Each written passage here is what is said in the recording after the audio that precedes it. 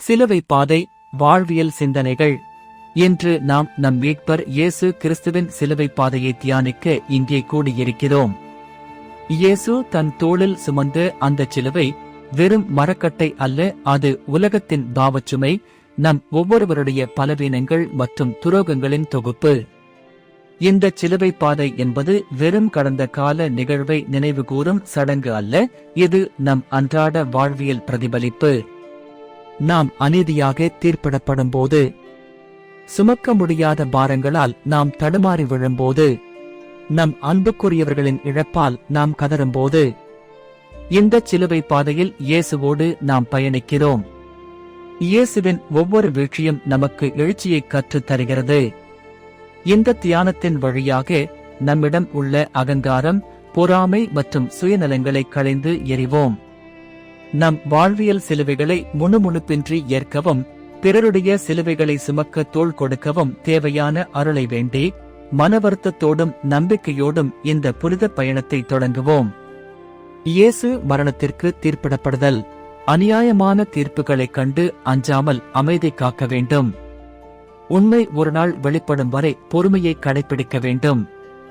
மௌனம் என்பது பலவீனம் அல்ல, அது மிகப்பெரிய மனவலிமை.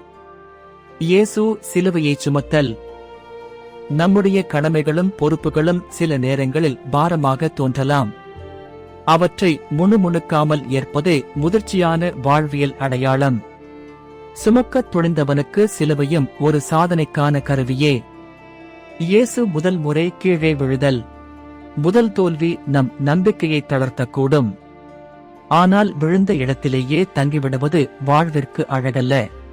மீண்டும் எழுந்து நடப்பதே வெற்றிக்கான முதல் படி. இயேசு தன் தாயை சந்தித்தல். துன்பக்கடலில் தத்தளிக்கும் போது தாயின் அன்பு ஒரு கலங்கரை விளக்கம்.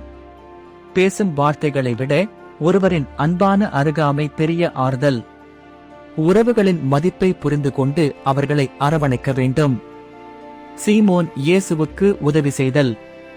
அந்நியனாக இருந்தாலும் ஆபத்தில் இருப்பவருக்கு தோள் கொடுப்பது மனிதநேயம். நம்மால் முடிந்த சிறு உதவி ஒருவரின் பெரும் சுமையை குறைக்கும். பிறருக்கு உதவுவதன் மூலம் நாமும் கடவுளின் பணியில் பங்கேற்கிறோம். வெரோனிக்கா இயேசுவின் முகத்தை துடைத்தல். உலகம் வேடிக்கை பார்க்கும்போது துணிச்சலுடன் கருணை காட்டுவது சிறப்பு. எளிய செயல்கள் கூட வரலாற்றில் அழியாத இடத்தை பிடிக்கும். பிறரின் துயரம் துடைக்க முன்வருபவர் முகத்தில் இறைவனை காணலாம். இயேசு இரண்டாம் முறை கீழே விழுதல். மீண்டும் மீண்டும் வரும் தோல்விகள் நம்மை சோதிக்கலாம். தவறுகளிலிருந்து பாடம் கற்றுக்கொண்டு நம்மை சீரமைக்க வேண்டும். விடாமுயற்சி என்பது விழுந்தாலும் மீண்டும் எழுவதே ஆகும். இயேசு எருசலேம் பெண்களுக்கு ஆறுதல் கூறுதல். நம்மிடம் கண்ணீர் இருந்தாலும் பிறரின் கண்ணீரை துடைக்க நினைக்க வேண்டும். சுயநலத்தை தாண்டி பிறர் நலன் பேணுவதே உயரிய பண்பு. இரக்கமுள்ள இதயம் எப்போதும் மற்றவர்களுக்காக துடிக்கும். இயேசு மூன்றாம் முறை கீழே விழுதல். இலக்கை நெருங்கும் வேளையில் சோதனைகள் மிக கடுமையாக இருக்கும். உடல் தளர்ந்தாலும் உள்ளத்தின் உறுதி குறையாமல் இருக்க வேண்டும். இறுதி வரை போராடுபவனுக்கே வெற்றி கனி கிட்டும். இயேசுவின் ஆடைகள் களையப்படுதல். வெளிப்புற தோற்றத்தையும் கௌரவத்தையும் விட மன தூய்மையே முக்கியம். அகங்காரத்தையும் ஆடம்பரத்தையும் களைந்து எரிந்து வாழப் பழக வேண்டும். நிர்வாணமான உண்மையே எப்போதும் உலகை ஆளுகின்றது. இயேசு சிலுவையில் அறையப்படுதல்.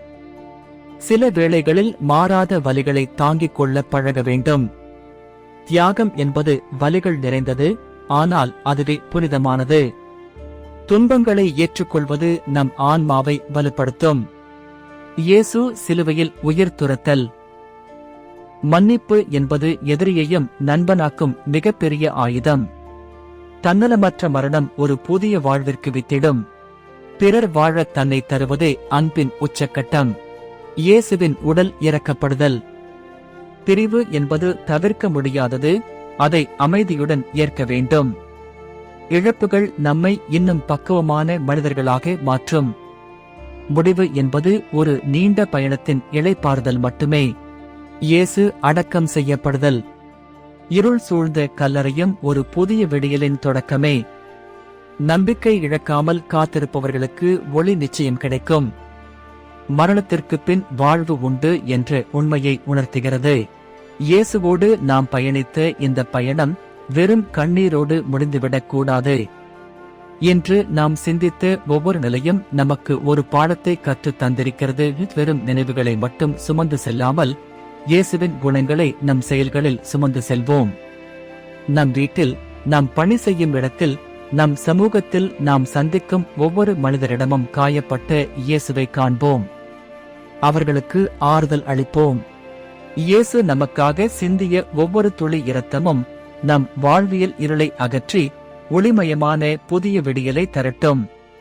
சிலுவை காட்டிய தியாக பாதையில் தொடர்ந்து நடப்போம். உயிர்த்தெழுந்த கிறிஸ்துவின் வல்லமை நம் அனைவரோடும் இருப்பதாக. ஆமென்.